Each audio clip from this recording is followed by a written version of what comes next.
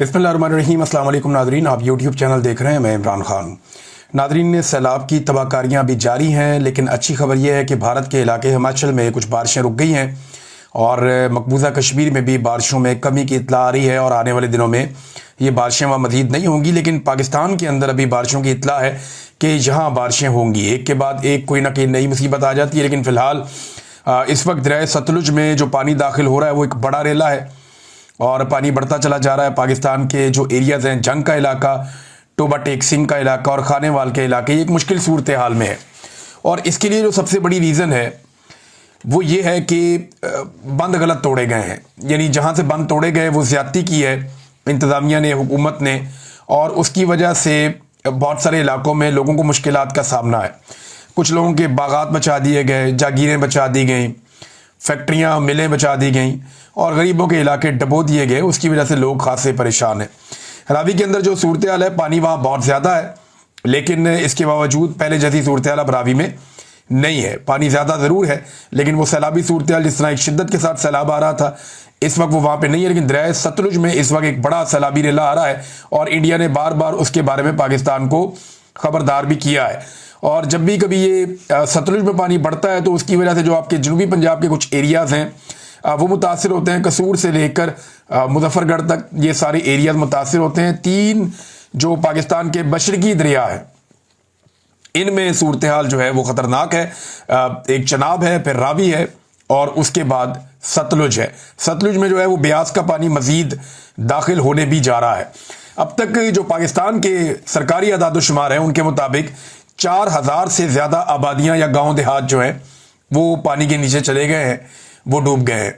कई इलाकों में पानी 10 फुट और इससे ज़्यादा भी गया। ये बहुत बड़े पैमाने पर सैलाबी पानी आया है और इसने बड़ी तबाहकारी की है। जो फसलें तबाह हुई हैं वो सिर्फ फसलें तबाह नहीं हुई, बल्कि उन ज़मीनों को भी बहुत नुकसान पहुंचा है। बेशतर इलाकों में जो ज़मीनें हैं उन्हें दोबारा काबिल काश्त करने में या तो बहुत मेहनत करनी पड़ेगी या वो काबिल काश्त नहीं रहेंगी। जहाँ पे ज़्यादा रेत आ गई है वो ज़मीनें काबिल काश्त नहीं रहेंगी।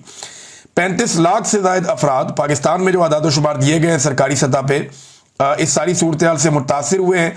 भारत और पाकिस्तान दोनों में जो अब तक लोग जाँ बहक हो चुके हैं उनकी तादाद 3000 से ज़ायद है। ये एक बहुत बड़ा मसला है, इसको संजीदगी के साथ पाकिस्तान को और भारत को देखना चाहिए।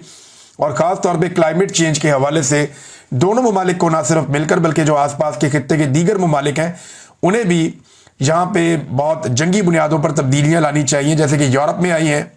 बहुत सारे जो मगरबी ममालिक हैं वहाँ पे तब्दीलियाँ आई हैं। उन्होंने बड़े पैमाने पर प्लांटेशन की है, जंगलात की कटाई रोकी है और जो आलूदगी है उसके हवाले से कानून साजियाँ की हैं, बड़े सख्त इकदाम उठाए हैं। उसके बाद उन मुल्कों ने अपने आप को बहुत हद तक जो माहौलियाती तब्दीलियाँ उनसे महफूज किया है, आलूदगी से महफूज किया है। तो पाकिस्तान को, भारत को, बांग्लादेश को, अफगानिस्तान को और खित्ते के जो आसपास दीगर ममालिक हैं, ईरान को भी इसमें शामिल करें, इन तमाम ममालिक को बड़े पैमाने पर इस तरह के इकदाम उठाने पड़ेंगे। अफगानिस्तान में जो अभी जल्जला आया उसमें जो पहली इतला मैंने आपको दी थी उसमें 800 के करीब लोग जाँ बहक हुए थे और अब तादाद बढ़ते बढ़ते 2200 से ज़ायद हो गई है। ये इतना खौफनाक जल्जला था कि अब तक की इतला के मुताबिक 2200 से ज़ायद अफराद इस जल्जले के नतीजे में जाँ बहक हो गए हैं और लगातार अभी भी लाशें मलबे से निकाली जा रही हैं। ये अक़वाम मुत्तहिदा ने पाकिस्तान से एक दरख्वास्त की है कि जो अफ़गानों की बेदखली की जा रही है, पाकिस्तान से उन्हें निकाला जा रहा है कि वो अपने मुल्क वापस पहुँचे और ज़बरदस्ती भी की जा रही है, तो इस सिलसिले को अभी फ़िलहाल रोक दिया जाए क्योंकि वहाँ पे बड़े मुश्किल सूरत हाल है। इसमें अगर नए लोगों को वहाँ भिजवाया जाएगा तो मुश्किलात बढ़ेंगी। लिहाजा ये खैबर पख्तूनख्वा की हुकूमत ने भी ये बात की है, अक़वाम मुत्तहिदा ने भी ये बात की है। पाकिस्तान ने अफ़गानिस्तान में अब इमदाद भी भिजवा दी है, इमदादी सामान भिजवाया है। भरपूर मदद करनी चाहिए अफ़गानिस्तान की, अपने हमसाया मुल्क की। हमारा ब्रादर इस्लामी मुल्क भी है, तो जितनी पाकिस्तान मदद करे उतनी कम है। पाकिस्तानियों को पूरी शिद्दत के साथ अपने अफ़गान भाइयों के साथ खड़े होना चाहिए क्योंकि हमारा जीना मरना एक साथ है। हम बिल्कुल साथ साथ रहते हैं, एक दूसरे के अच्छे हमसाए बन के ज़िंदगी गुजारेंगे तो हम लोगों के लिए आसान रहेगा। नाज़रीन, जहाँ तक फ्लड्स की मैं बात कर रहा था तो मैं याद दिला दूँ आपको कि आज के दिन में हम यहाँ मैनचेस्टर में, बरतानिया का शहर है मैनचेस्टर, और जहाँ पे माए नवाब रेस्टोरेंट जो स्टॉकपोर्ट रोड पे है, शाम 7 बजे से लेकर 9:30 बजे तक, 10 बजे तक हम लोग फंड रेजिंग करेंगे सैलाब मुतासरीन के लिए। ہم سب اپنے اپنے طور پہ جو کچھ کر سکیں گے وہ ہم کریں گے. یہاں بڑے اچھے لوگ ہیں, بڑا شاندار ماضی میں وہ کام کرتے رہے ہیں. ان لوگوں نے دنیا کے کئی ملکوں میں کام کیا ہے. بڑی اچھی NGO ہے ہوپ فار مین کائنڈ, ان کے ساتھ مل کر ہم کام کر رہے ہیں. میں امید کرتا ہوں کہ پاکستان میں ہم پاکستانیوں کے دکھ کو بانٹنے میں اپنا رول پلے کریں گے اور ہم کچھ ایسا کر پائیں گے جس سے سب کا نہیں تو بہت سارے لوگوں کا ہم دکھ اور درد بانٹ پائیں. اس سے پہلے 2022 میں ہم نے اپنے طور پہ کوشش کی تھی, اب ہم 2025 میں پھر سیلاب آ گیا ہے, اپنی پوری کوشش کریں گے. پاکستان میں بہت سارے دوستوں کو میں نے ایکٹیو کیا ہے اور آپ کو آنے والے دنوں میں وہ ساری ایکٹیویٹی نظر آئے گی جو ہم اپنے سیلاب متاثرین بہن بھائیوں کے لیے کرنے جا رہے ہیں. تو میری گزارش ہے جو لوگ یہاں پہ موجود ہیں مانچسٹر میں اور آس پاس, یہ لوگ تیاری کر لیں اور شام کو 7 بجے سے لے کے 10 بجے تک ہم سب اکٹھے ہوں گے اور پاکستانیوں کی مدد کے لیے فنڈ ریزنگ کریں گے. تو آپ سب اس کا حصہ بنیے اور اپنا کردار ادا کیجیے. اللہ تعالیٰ آپ سب کی ایفرٹ کو قبول فرمائے. اس کے بعد اتوار کو ہم لوگ بریڈ فورڈ میں, یہ اس کو منی پاکستان بھی کہتے ہیں, بہت بڑی تعداد میں پاکستانی وہاں پہ رہتے ہیں, تو بریڈ فورڈ میں جو وینیو ہے اس کا اعلان کر دوں گا نیکسٹ ویلاگ میں یا اس سے اگلے ویلاگ میں. تو بریڈ فورڈ میں ہم ایک پروگرام کرنے جا رہے ہیں اتوار والے دن, اسی طرح شام کو 6-7 بجے سے لے کر رات 9 بجے تک, تقریباً 10 بجے تک ہم وہاں پہ بھی ایک پروگرام کریں گے. اتوار ہے تو ہم کوشش کریں گے کہ 6 بجے شروع کریں اور 9 بجے ختم کریں. تو وہاں جو ہے پاکستانیوں سے اپیل ہے بریڈ فورڈ میں وہ وہاں پہ آئیں اور آ کر سیلاب متاثرین کی مدد کریں اور اس سلسلے کا حصہ بنیں. تو یہ ناظرین فلڈز کے حوالے سے ہماری ایک درخواست ہے پاکستانیوں سے, اور پاکستان میں میری بہت سارے پاکستانیوں سے جو لوگ میرے ساتھ پہلے کام کر رہے تھے وہ بھی, اور جو نئے لوگ والنٹیئر کرنا چاہتے ہیں ان لوگوں سے درخواست ہے کہ ہماری ٹیم کا حصہ بنے.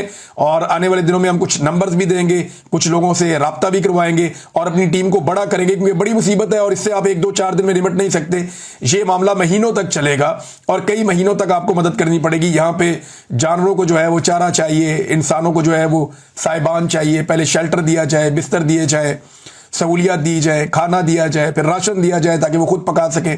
جانوروں کو اور انسانوں کو زندہ رکھنا پہلا چیلنج ہے. اس کے بعد جب ان کو واپس ان کی زمینیں مل جائیں تو انہیں کھاد فراہم کی جائے, انہیں بیج فراہم کیا جائے فری آف کاسٹ, تاکہ یہ دوبارہ سے فصلیں لگا سکیں. جہاں ہم مدد کر سکیں لوگوں کا گھر بنانے میں وہ بھی ہم کوشش کریں گے. ڈیپینڈ کرتا ہے کہ پاکستانی کتنا زیادہ بڑھ چڑھ کے اس سلسلے کے اندر حصہ ڈالتے ہیں. ناظرین, الیکشن کمیشن آف پاکستان نے پنجاب کے جو 9 حلقوں میں ضمنی الیکشن ہونے جا رہا تھا اس کو روک دیا ہے, اور اس کی ایک بڑی وجہ یہ بھی بتائی جا رہی ہے کہ پاکستان تحریک انصاف نے وہاں پہ بائیکاٹ کر دیا تھا. اب کیونکہ بائیکاٹ ہے تو اس کی وجہ سے وہاں پہ ویسے بھی بائیکاٹ کے بعد الیکشن تو رہا ہی نہیں, اب تو ون سائیڈڈ الیکشن ہے. PMLN جو ہے انہی کو جتوانا ہے تو وہ اپنے امیدوار کا اعلان کریں اور الیکشن کروانے کی ضرورت ہی کوئی نہیں ہے. بس صرف اعلان کر دیں کہ یہ ہمارا امیدوار ہے اور الیکشن کمیشن کو چاہیے اس کو نوٹیفائی کر دے کہ یہ MNA بن گیا. الیکشن کی تو ضرورت ہی نہیں ہے. یعنی اگر 10 ووٹوں کے مقابلے میں 1000 ووٹ بھی پڑ جائے پاکستان تحریک انصاف کو تو جیتنا تو 10 ووٹوں والے نے. یہ تو الیکشن کمیشن آف پاکستان کا اور پاکستان کی اسٹیبلشمنٹ کا طے شدہ فارمولہ ہے. ایک بھی ضمنی الیکشن انہوں نے تحریک انصاف کو نہیں جیتنے دیا. تو طے شدہ فارمولے کے مطابق اگر 1 لاکھ ووٹ بھی پاکستان تحریک انصاف کا بندہ لیتا ہے تو اس کے مقابلے میں 5000 ووٹ لینے والا PMLN کا جیت جائے گا. یہ تو سیٹ پیٹرن ہے اور یہ ضد ہے پاکستان کی ملٹری اسٹیبلشمنٹ کی اور پاکستان کی جو اس وقت الیکشن کمیشن کے اندر بیٹھی ہوئی شخصیات ہیں ان کی, اور وہ یہی کر رہے ہیں. ہم یہ بار بار ہوتا ہوا بھی دیکھ رہے ہیں. ملتان میں ناظرین سیلاب سے بہت تباہی آئی, میں آپ کو یہ بتانا بھول گیا. وہاں پہ بہت سارے آموں کے باغات, بہت ساری فصلیں, کھیت, لوگوں کی آبادیاں جو زیادہ بلندی پر نہیں تھیں وہ ڈوب گئی ہیں. بہت نقصان ہوا ملتان میں. اس کے علاوہ جو مظفر گڑھ کا علاقہ ہے وہاں پہ لگاتار نقصان ہو رہا ہے. ایک اور میں نے آپ کو ایریا بتایا تھا دریائے توی کے اس طرف, تو وہاں اب کچھ ٹیمیں ہماری پہنچی, انہوں نے بتایا کہ واقعی وہاں پہ حالات خراب ہیں اور ابھی تک وہاں حکومت کی رسائی نہیں ہے. بیشتر علاقوں میں حکومت نے کوئی کام نہیں کیا. حکومت کی کیپیسٹی بھی کم ہوتی ہے, لیکن یہاں پہ اس حکومت کی کیپیسٹی کم ہونے کے باوجود انہوں نے کام کیا ہی نہیں. دیکھیں حکومت کرتی کیا, حکومت کا طریقہ کار یہ ہوتا ہے کہ آپ کی جتنی کم کیپیسٹی ہے آپ اس کے اندر زیادہ کام کرنے کی کوشش کرتے ہیں, پہلی چیز. دوسرا, آپ اپریشیٹ کرتے ہیں باقی سارے گروپوں کو, NGOs کو اور تمام لوگوں کو, عوام کو, کہ آپ آئیں اور آ کر آپ اس کار خیر میں اپنا حصہ ڈالیں. حکومت کو اس سے کوئی سروکار نہیں ہوتا کہ کس کا تصویر لگ رہا ہے, کس کا نعرہ لگ رہا ہے, کیا ہو رہا ہے. حکومت یہ دیکھتی ہے کہ فیسیلیٹیٹ کیا جائے عوام کو. عوام کو کھانا ملنا چاہیے, شیلٹر ملنا چاہیے, ان کا خیال رکھا جانا چاہیے, جانوروں کو بچایا جائے, میڈیکل کیمپس لگنے چاہیے. تو حکومت ہمیشہ فیسیلیٹیٹ کرتی ہے تمام تنظیموں کو. ماضی میں ہم یہ ہوتا ہوا دیکھتے بھی رہے. لیکن اس مرتبہ ہم عجیب چیز یہ دیکھ رہے ہیں کہ حکومت نہ صرف خود کام نہیں کر پا رہی، وسائل تو محدود ہیں لیکن قابلیت بھی نہیں ہے، حکومت خود کام نہیں کر پا رہی، اور جو لوگ کام کرنے کے لیے آ رہے ہیں ان کو بھی منع کر رہی ہے، ان کو روک رہی ہے کہ اگر کام کرنا ہے تو حکومت آپ کو بتائے گی کیا کرنا ہے، اور حکومت جو ہے اس کے اندر اہلیت ہے نہیں۔ پھر وہ چاہتے ہیں زبردستی فوٹو لگایا جائے مریم نواز کا، اب اس کو لوگ پسند نہیں کرتے، تو اس ایک ضد کی وجہ سے انہوں نے کافی زیادہ لوگوں کو، این جی اوز کو، جو فلاحی کام کرنے والے ادارے ہیں انہیں مایوس کیا اور ان کو پریشانی میں ڈالا۔ خاص طور پہ وہ ادارے جو بیچارے چھوٹے ادارے ہیں، چھوٹے پیمانے پہ کام کرتے ہیں، ان کو تو انہوں نے بہت زیادہ پریشان کیا ہے۔ ناظرین، موجودہ نظام کے بارے میں نواز شریف صاحب کیا کہتے ہیں، یہ بڑے مزیدار انکشافات ہیں جو خواجہ آصف صاحب نے کیے ہیں۔ خواجہ آصف صاحب کہتے ہیں کہ میاں نواز شریف صاحب جو ہے نظام کے تسلسل سے بالکل متفق ہیں، اور اس جو ہائیبرڈ نظام ہے اس میں نواز شریف صاحب کو کسی قسم کا کوئی اعتراض نہیں ہے۔ دیکھیں، اب وہ لوگ جو یہ چورن بیچتے ہیں کہ نواز شریف کے اندر لاوا پاٹنے والا ہے، وہ لوگ جو یہ کہتے ہیں کہ نواز شریف صاحب جو ہیں وہ اپنے دل میں راز چھپا کے بیٹھے ہیں، وہ یہ کر دیں گے، وہ کر دیں گے، آنے والے دنوں میں وہ متحرک ہو جائیں گے، وہ بہت ساری چیزوں سے پردہ اٹھانے والے ہیں، وہ سارے لوگ ذرا سوچیں کہ نواز شریف صاحب خواجہ آصف صاحب سے کیا کہلوا رہے ہیں۔ خواجہ آصف بتا رہے ہیں کہ نواز شریف صاحب بالکل راضی ہیں، بالکل مطمئن ہیں اور بالکل متفق ہیں جو اس وقت ہائیبرڈ نظام چل رہا ہے اس سے۔ ہائیبرڈ نظام کہتے ہیں دوگلے کا، ہائیبرڈ کا جو مطلب ہوتا ہے وہ دوگلا ہوتا ہے، تو ایک دوگلا نظام چل رہا ہے پاکستان میں، یعنی سٹیئرنگ پہ کوئی اور بیٹھا ہوا ہے اور پیچھے سے سٹیئرنگ کو ہلا کوئی اور رہا ہے۔ کٹ پتلی حکومت چل رہی ہے پاکستان میں، ان کی ڈوریاں کسی اور کے ہاتھ میں ہیں، وہ سب جانتے ہیں ملٹری اسٹیبلشمنٹ کے ہاتھ میں۔ تو نواز شریف صاحب اس سے خوش ہیں، راضی ہیں، انہیں کوئی دقت یا پریشانی نہیں ہے، خواجہ آصف صاحب نے یہ بتایا۔ اب اس میں سوال کیا گیا اینکر کی جانب سے کہ کیا نواز شریف گیو اپ کر چکے ہیں کیونکہ ووٹ سے عمران خان کا مقابلہ کرنا مشکل ہے۔ تو اس پہ خواجہ آصف کہتے ہیں کہ معیشت، فوج، خارجہ پالیسی کامیاب چل رہی ہیں تو ایک چیز کے لیے دوسری چیز کو وقتی طور پر پیچھے چھوڑا جا سکتا ہے۔ یعنی ان کا کہنے کا مطلب یہ ہے کہ معیشت بھی ٹھیک چل رہی ہے، فوج بھی ٹھیک چل رہی ہے، خارجہ پالیسی بھی ٹھیک چل رہی ہے، لہذا اگر سیاست ٹھیک نہیں چل رہی ہے، لوگ ہمیں پیار نہیں کر رہے تو دفع کرو فی الحال۔ یا جو سویلین سپرمیسی یا ووٹ کو عزت دو کا نعرہ تھا، اگر ہم اس کی عزت نہیں کر رہے تو دفع کریں فی الحال، یہ چیزیں چلنے دیں۔ تو ان تینوں چیزوں پہ ہم بات کر لیتے ہیں۔ نمبر ایک تو معیشت پاکستان کی جیسے چل رہی ہے پورا پاکستان جانتا ہے، کسی آدمی کا کاروبار نہیں چل رہا، کوئی پاکستان کے اندر سرمایہ کاری کرنے کو تیار نہیں ہے۔ پاکستان کے اندر جن لوگوں کا کاروبار تھا وہ بھی ٹھپ ہو گیا، کسان کی معیشت برباد ہو گئی۔ پاکستان میں غربت کی شرح جو ہے وہ لگ بھگ 50% تک پہنچنے والی ہے، اس سیلاب کے بعد تو اس سے بھی زیادہ بڑھ جائے گی۔ بے روزگاری کی شرح پاکستان میں بڑھ گئی ہے، لوگ پاکستان چھوڑ کر باہر جا رہے ہیں، تو معیشت تو ٹھپ ہے، سب جانتے ہیں، کک نہیں انہوں نے معیشت کا کیا۔ تو ایک چیز تو یہ ہے۔ فوج کے بارے میں انہوں نے کہا فوج ٹھیک چل رہی ہے، صحیح سمت میں کامیابی جا رہی ہے وہاں پہ۔ فوج کی واحد کامیابی جو ہے وہ پاکستان ایئر فورس نے انڈیا کے طیارے گرائے، یہ بڑی کامیابی، چھوٹی بات نہیں ہے، اس پہ جتنا اپریشیٹ کیا جائے وہ اچھی بات ہے۔ لیکن فوج اور عوام کے بیچ میں جو خلیج پیدا ہوئی ہے اس سارے ہائیبرڈ نظام کی وجہ سے، اس کی بھروائی اب نہیں ہو سکتی۔ خواجہ آصف صاحب شاید یہ بات بھول گئے۔ ہاں، فوج اگر مریم نواز صاحبہ کے بینر اور پوسٹر لگا رہی ہے پھر تو اگر آپ اس کو کہتے ہیں کہ وہ ٹھیک چل رہی ہے تو پھر تو ٹھیک چل رہی ہے، لیکن اگر آپ یہ کہتے ہیں کہ فوج اور عوام کے درمیان ایک مضبوط اور مربوط رشتہ آج بھی قائم ہے تو یہ آپ کی غلط فہمی ہے، ایسا نہیں ہے۔ بطور ادارہ فوج کو نقصان ہوا ہے ملٹری اسٹیبلشمنٹ کی جو ایک ہائیبرڈ پالیسی ہے اس کی وجہ سے، جو ان کی سیاست میں مداخلت ہوئی ہے اور غلط مداخلت ہوئی ہے، اس کی وجہ سے فوج کو بطور ادارہ عوام کے ساتھ ان کی دوریاں پیدا ہوئی ہیں۔ ہاں، مریم نواز کے بینر لگا کے انہوں نے آپ کے لیے شاید اچھا ہو، لیکن پبلک کے لیے اور فوج کے لیے مجھے نہیں لگتا یہ اچھا ہے۔ خارجہ پالیسی میں خواجہ صاحب نے کہا تیسرا کہ وہاں کامیابی ہوئی ہے، تو خارجہ پالیسی میں تو کامیابی یہ ہے کہ ملاقاتیں آپ کی سب سے ہو جاتی ہے، ایک ایٹمی ملک ہے پاکستان تو ملاقاتیں تو ہو جاتی ہیں، پھر ہماری لوکیشن ایسی ہے کہ ہماری امپورٹنس رہتی ہے تو ملاقاتیں ہو جاتی ہیں۔ لیکن ان ملاقاتوں کا نتیجہ کیا ہے؟ کیا پاکستان میں سرمایہ کاری آ رہی ہے؟ کیا وہ ممالک پاکستان میں بڑے پیمانے پر سرمایہ کاری کر رہے ہیں؟ تو ایسا نہیں ہو رہا۔ تو خارجہ پالیسی اگر آپ کی اچھی ہے بھی، آپ کی تصاویر اور ویڈیوز بن رہی ہیں اور آپ ان کو انجوائے کر رہے ہیں، لیکن ان کا کوئی فائدہ پاکستان میں نہیں آ رہا، الٹا جن کو آپ مل رہے ہیں ان کو آپ فائدہ دے رہے ہیں، جیسا کہ آپ نے ابھی ایک فائدہ دیا آذربائیجان کی ایک کمپنی کو، $300 ملین کا وہ یہاں پہ لگائیں گے، پھر آپ نے ان کے ساتھ آئی پی پی طرز کا ایک معاہدہ کر لیا کہ کام ہو یا نہ ہو ہم آپ کو پیسہ دیتے رہیں گے اور ڈالرز کے اندر دیں گے۔ یہ جو ایک معاہدہ اور کیا ہے ایک آذربائیجان کی کمپنی کے ساتھ، تو فائدہ تو ان کو ہو گیا۔ ہم تو سن رہے تھے سرمایہ کاری ہمارے ملک میں آئے گی، الٹا فائدہ ان کو ہو گیا. تو یہ قوم کو چونا لگانے والی بات ہے اور اس کے علاوہ کچھ نہیں ہے. خواجہ آصف نے ایک اور کام کیا, یہ میں آپ کو پڑھ کے سناتا ہوں. کیونکہ ایک تقریب میں خطاب کیا جسٹس اطہر من اللہ صاحب نے, ان پہ ہمیں بہت سارے اعتراضات بھی ہیں. انہوں نے بہت ساری جگہوں پہ ماضی میں ایسی پالیسی رکھی کہ یہ ایک قدم پیچھے ہٹ جاتے تھے, اور جہاں پہ انصاف دینا چاہیے تھا, شدت سے کھڑے ہونا چاہیے تھا, وہاں پہ یہ جج بھی نہیں کھڑے ہوئے, کچھ اور جج صاحبان ہیں وہ بھی نہیں کھڑے ہوئے. اور آج وہ سارے جج صاحبان پچھتا رہے ہیں کہ اگر یہ اس وقت کھڑے ہو جاتے تو آج عدلیہ کی یہ درگت نہ بنتی, یہ حالت نہ ہوتی. تو انہوں نے جو تقریر کی اطہر من اللہ صاحب نے, انہوں نے اس تقریر میں زیادہ تر ٹائم دو جگہ پہ تنقید کی. ایک انہوں نے اسٹیبلشمنٹ پہ تنقید کی, دوسرا انہوں نے عدلیہ پہ تنقید کی کہ عدلیہ اپنا کام نہیں کر پا رہی, انصاف نہیں دے پا رہی.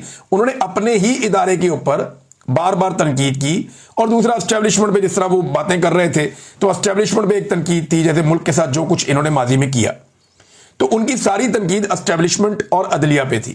لیکن خواجہ آصف صاحب نے یہاں پہ دیکھیں ٹویٹ میں کیا لکھا. اطہر من اللہ کو جسٹس بھی نہیں لکھا, صاحب بھی نہیں لکھا.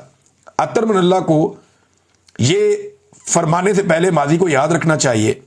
ایک وردی والے جنرل مشرف کی صدارت میں وزیر قانون تھے, مارشل لاء تھا, ڈکلیئرڈ تھا. ہم سیاستدان اگر غلطی کرتے ہیں تو یاد رکھتے ہیں کہ لوگ یاد دلائیں گے. جب یہ بڑے عہدوں پر فائز اشخاص ماضی کی سہولت کا استعمال کر کے بھول جاتے ہیں تو میں صرف اتنا کہوں گا کہ یہ شخص کوئی شرم کرے, کوئی حیا کرے. بات یہ ہے کہ اطہر من اللہ صاحب نے ماضی میں جو کیا وہ تو اپنی جگہ پہ. خواجہ صاحب آپ کے والد بھی تو اسی کیبنٹ کا حصہ تھے جو ایک ڈکٹیٹر کی تھی. تو سب نے کہیں نہ کہیں کوئی نہ کوئی غلط کام کیا ہے. پاکستان میں فوج نے کنٹرول ہی اتنا زیادہ رکھا کہ کبھی نہ کبھی سارے ان کے بنائے ہوئے ایک سسٹم کا حصہ رہے, یا اس کے قریب سے گزرے, یا اس کے مطابق چیزیں سوچتے رہے. لیکن زیادہ تر لوگوں کو سمجھ آئی. جب کسی کو سمجھ آئی تو پھر اس نے صحیح رستہ اختیار کیا. لیکن خواجہ صاحب عجیب بات یہ ہے کہ آپ آج بھی ہائبرڈ نظام کی تعریف کرتے ہیں, آپ آج بھی دوگلے نظام کو پسند کرتے ہیں.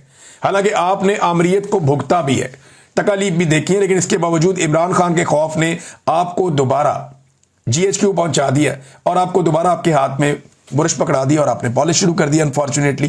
تو اطہر من اللہ تو سیاستدانوں کی بات نہیں کر رہے تھے, وہ تو بات کر رہے تھے ڈکٹیٹرز کی, وہ بات کر رہے تھے اپنی عدلیہ کی. لیکن خواجہ صاحب کو آج کل کیونکہ بڑا ان کو ادارے سے پیار ہے اور آج کل وہ ایک ڈکٹیٹرشپ کو پسند کرنے والے شخص بنے ہوئے ہیں, لہذا انہوں نے پھر جواب دیا بجائے اس کے کہ ڈکٹیٹرز اس کا جواب دیتے. اس کا جواب خواجہ آصف نے خود دیا ہے. ناظرین, چینی میں کس کس نے پیسہ کمایا ہے, بڑی انٹرسٹنگ ایک رپورٹ آئی ہے میرے پاس. اس میں جو چینی پاکستان سے باہر ایکسپورٹ کی گئی اس میں سب سے زیادہ پیسہ جو کمایا وہ شریف خاندان نے کمایا. یہ حمزہ شہباز, نصرت شہباز اور سلمان شہباز, یہ شہباز شریف کے بچے اور بیوی ہیں. یہ جو چینی ایکسپورٹ کی گئی, ان کی شوگر مل نے 2 ارب 41 کروڑ روپے سے زائد مالیت کی چینی جو ہے وہ ایکسپورٹ کی تھی. اچھا جی, اس کے بعد حمزہ شہباز, نصرت شہباز کی ایک اور العربیہ شوگر مل ہے, وہاں سے بھی شوگر ایکسپورٹ ہوئی تھی اور انہوں نے 1 ارب اور 20 کروڑ روپے کی شوگر ایک اور ایکسپورٹ کی. دیکھیں کتنا پیسہ بنایا. نواز شریف اور شہباز شریف کے بھتیجے ہیں اور یہ ان کے ایک بھائی ہوتے تھے میاں صاحب کے, عباس شریف صاحب, ان کے 2 بیٹے ہیں. ان کی ایک مل ہے چودھری شوگر مل, اور اس شوگر مل نے 1 ارب 49 کروڑ روپے کی چینی ایکسپورٹ کی ہے. سارا فائدہ ان کے اپنے خاندانوں کے پاس.